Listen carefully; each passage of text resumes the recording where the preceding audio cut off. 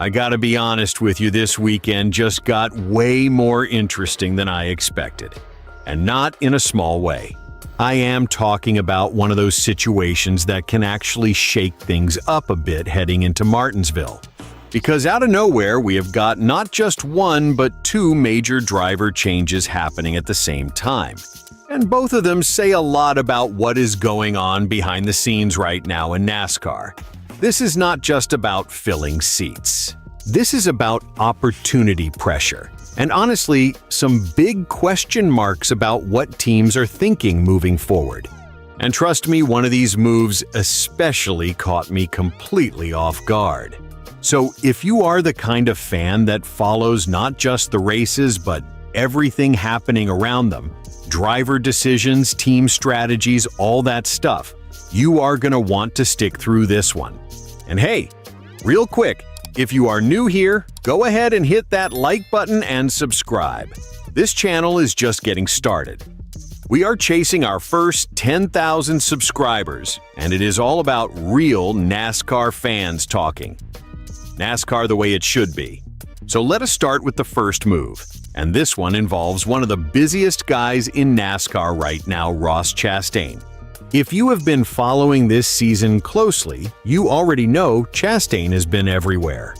The guy has basically been running anything he can get his hands on in 2026. He just came off Darlington where he pulled off a second-place finish in the Truck Series with Nice Motorsports, and on top of that, he also made another Xfinity start this time with JR Motorsports. He was driving the part-time number 9 Chevrolet and brought it home in 14th. Solid run, nothing crazy, but definitely respectable, considering how competitive that field is. Now here is where things get interesting. That number 9 car is coming back this weekend at Martinsville, but Chastain is not the one driving it. Instead, JR Motorsports is putting Lee Pulliam in the car. And I am telling you right now, this is one of those moves that makes you stop and go, wait, what? Pulliam is 37 years old from Samora, North Carolina, and yeah, the guy is legit in short track racing. We are talking 4-time NASCAR Whelen All-American Series Division I national champion. That is no joke. Plus, he has got 3 wins in the car's late model stock car tour. But here is the thing, his NASCAR National Series experience is basically non-existent in recent terms. Only 6 starts ever, all the way back in 2014 in the K&N Pro Series East. So this is a huge jump. Now, before anyone starts thinking Chastain is out of the picture, he is not.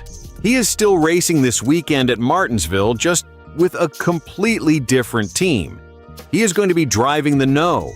91 Chevrolet for DGM Racing in partnership with Jesse Iwuji Motorsports. And that makes this his 3rd different team in just 4 Xfinity starts this season. That is wild. And it does not stop there. Chastain already has 2 more races lined up later this year.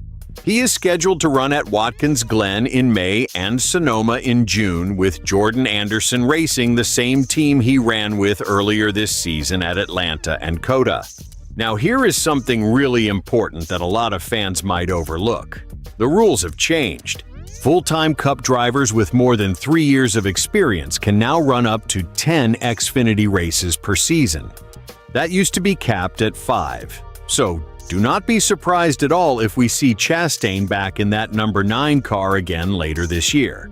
This feels more like a rotation than a replacement long-term. But still, giving Pulliam this shot at Martinsville is a big deal. Short track guy. Short track race. This could either be a genius move or a really tough learning curve. Now let us talk about the second story, because this one also caught my attention, and it involves veteran driver J.J. Yeley. Man, Yeley has been around forever.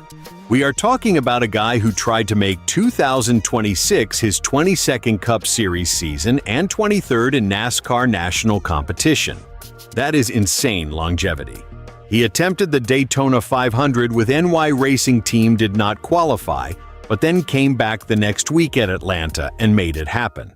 Since then, he has not been back in the Cup car, but he has stayed active in the Xfinity Series.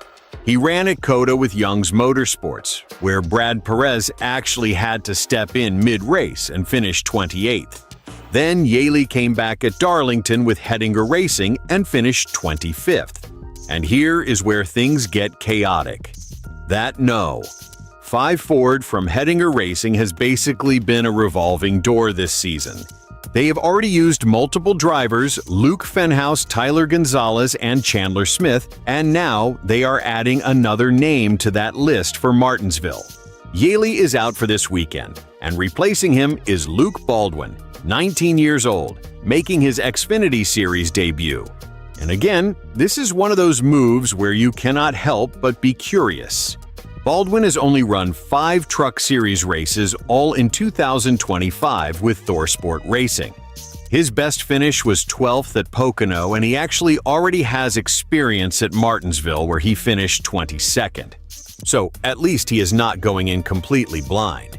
But still, jumping into an Xfinity car at Martinsville, one of the toughest short tracks on the schedule, is a serious test. And just like with the first story, there is no long-term clarity here. Hettinger Racing has not confirmed anything beyond this race. No full-time plan, no locked-in driver. So, even though Yaley is out this weekend, I would not count him out for future races this season. This feels like another situation where teams are experimenting, trying different drivers, seeing what sticks. And honestly, as a fan, it is exciting but also a little chaotic. Because when you look at both of these stories together, it tells a bigger story about where the Xfinity Series is right now. You have got experienced Cup drivers, like Chastain, bouncing between teams, maximizing opportunities under new rules, and at the same time, you have got teams giving chances to short-track veterans like Pulliam and young prospects like Baldwin. It is like this mix of proven talent and raw opportunity all colliding at once, and Martinsville is the perfect place for it. Short-track tempers flare, mistakes happen, and sometimes new names make a statement. So yeah, heading into this weekend, I am not just watching who wins. I am watching how these guys perform. Does Pulliam surprise everyone in the number 9? Does Baldwin hold his own in his debut? And what does this all mean for the rest of the season? Because these decisions do not just stay at Martinsville. They ripple into future races, future rides, and maybe even careers. And that is what makes this so interesting right now. All right, now I want to hear from you. What do you think about these moves? Do you like seeing new drivers getting a shot like this? Or do you think teams should stick with more experienced names? Drop your thoughts in the comments, let us talk about it. And do not forget, like the video if you enjoyed this breakdown, and subscribe to NASCAR Nation Report. We are just getting started here, chasing that first 10,000 subscribers, and if you are into real NASCAR talk like this, you are going to feel right at home.